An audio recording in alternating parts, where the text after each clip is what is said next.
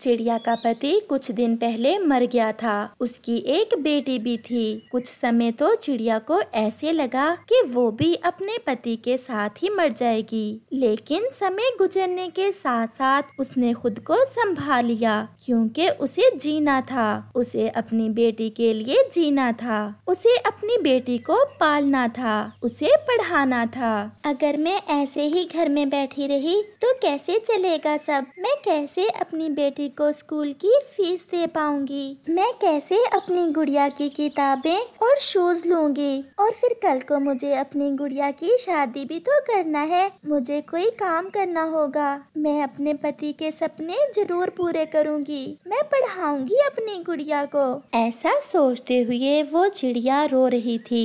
मम्मा, अब कुछ दिनों तक मेरे एग्जाम शुरू हो रहे हैं और टीचर ने कहा था कि एग्जाम्स की फीस लेकर आना।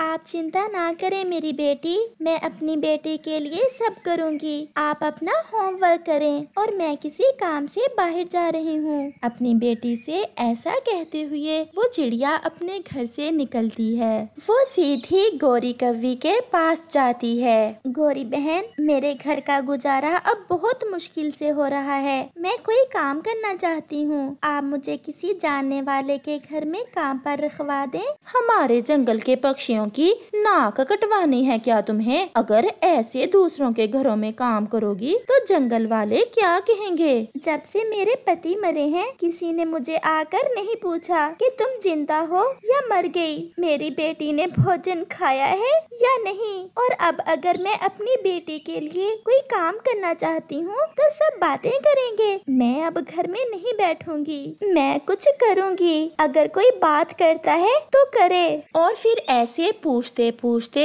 वो चिड़िया एक अमीर चिड़िया के घर पहुंच जाती है, जिसे एक काम वाली की जरूरत थी। क्या खाना बनाना आता है तुम्हें? जी जी मालकन, मैं सब बना सकती हूँ। मेरे पंख के बने खाने का बहुत स्वाद होता है। तो फिर कल से तुम काम पर आ जाना और घर की सफाई अच्छे से किया करना। और एक बात याद रखना, मेरी एक बेटी है, वो अभी खेलने गई हुई है बाहर। आप मेरी बेटी से दूर ही रहना। उसके पास जाने की आपको कोई जरूरत नहीं है। मैं नहीं चाहती कि मेरी बेटी काम वाली मासी से बातें करे। जी मालकन, जैसा आप कहेंगी मैं वैसा ही करूँगी। और फिर चिड़िया खुशी खुशी वापस घर लौट जाती है। गुड़िया, गुड़िया, मेरी बेटी, मुझे काम मिल गया। वो जो बड़े पेड़ पर बड़ा सा घर है अमीर चिड़िया का, मुझे उस चिड़िया ने अपने घर में काम पर रख लिया है। मम्मा, मगर मुझे अच्छा नहीं लगेगा कि आप किसी के घर में काम करें। मैं अपनी बेटी को पढ़ाना चाहती हूँ और मैं अपनी बेटी को एक अच्छा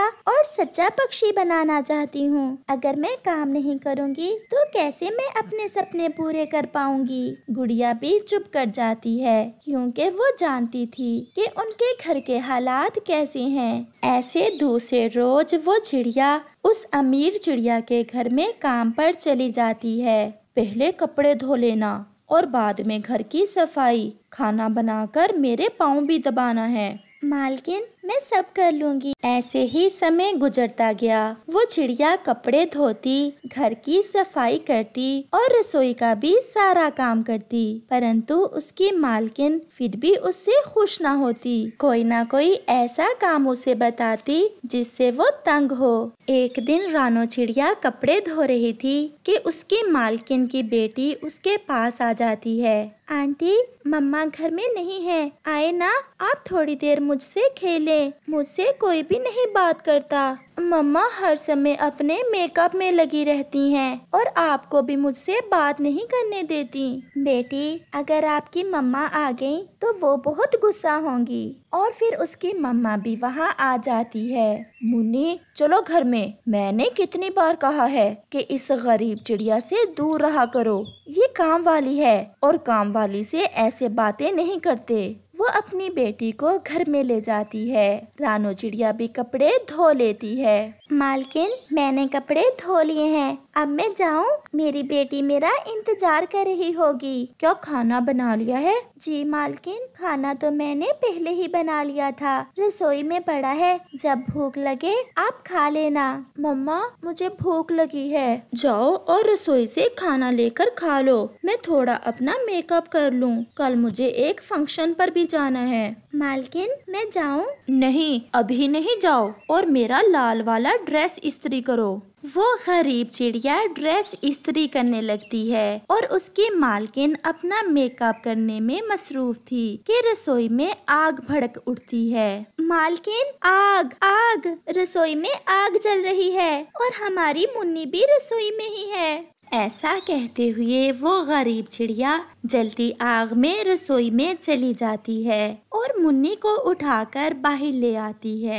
मुन्नी जलने से बच जाती है, मगर उस गरीब चिड़िया का चेहरा दरवाजे से गुजरते समय जल जाता है और वो घायल हो जाती है। मुन्नी, मेरी बेटी, आप तो बच गई हैं ना? मम्मा, मैं खाना डाल रही थी कि अचानक आग भड़क उठी। मम्मा, आंटी ने मुझे बचा लिया। अगर आंटी मुझे ना बचाती तो शायद आज मैं जिंदा ना होती। ये सब देख उस अमीर चिड़िया को अपने किए पर बहुत शर्मिंदगी होती है। मुझे माफ कर दो बहन, मैंने आपको कभी भी अच्छा नहीं जाना, कभी प्यार से बात नहीं की, और आज आपने मेरी बेटी की जान बचाकर मेरा दिल जीत लिया है। मालकिन जी, मैं भी एक माँ हूँ, मैं कैसे मुन्नी को आग में जलता देख सकती थी? बहन, कल से मैं अपने घर के काम खुद ही कर लिया करूँगी और आपको अब किसी के घर काम करने की कोई जरूरत नहीं है, क्योंकि अब गुड़िया की पढ़ाई का खर्चा और आपके घर का राशन सब मैं करूँगी। बस आप एक काम करना। वो क्या मालकिन?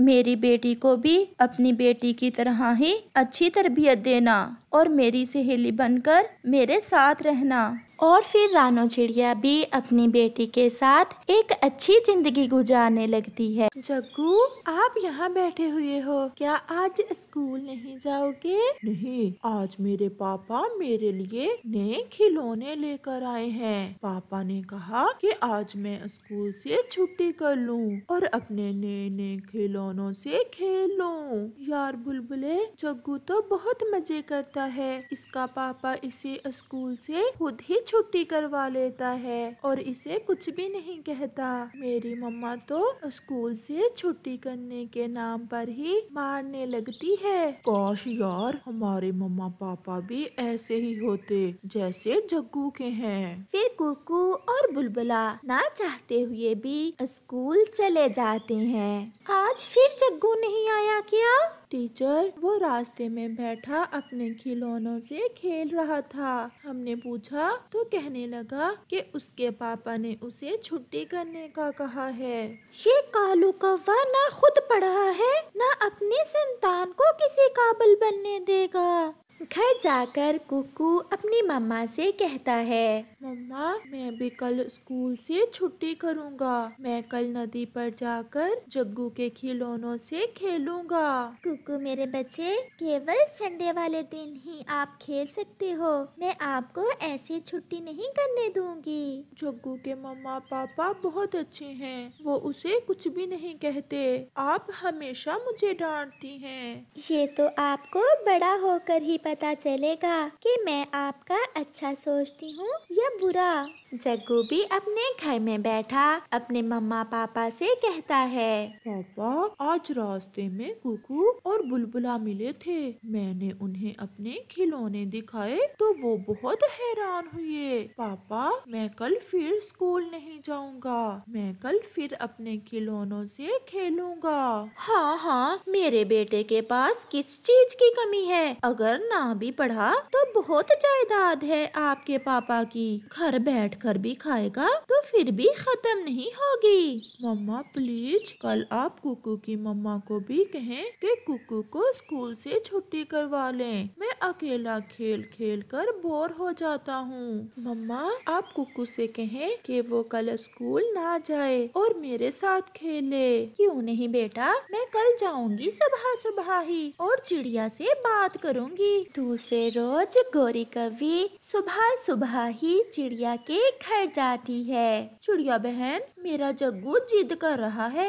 कि आज कुकू उसके साथ खेलने नदी पर जाए, जग्गू के खिलौनों से खेलने। फिर तो आज मुझे बहुत मजा आएगा। नहीं कुकू, चुप कर जाओ बेटा।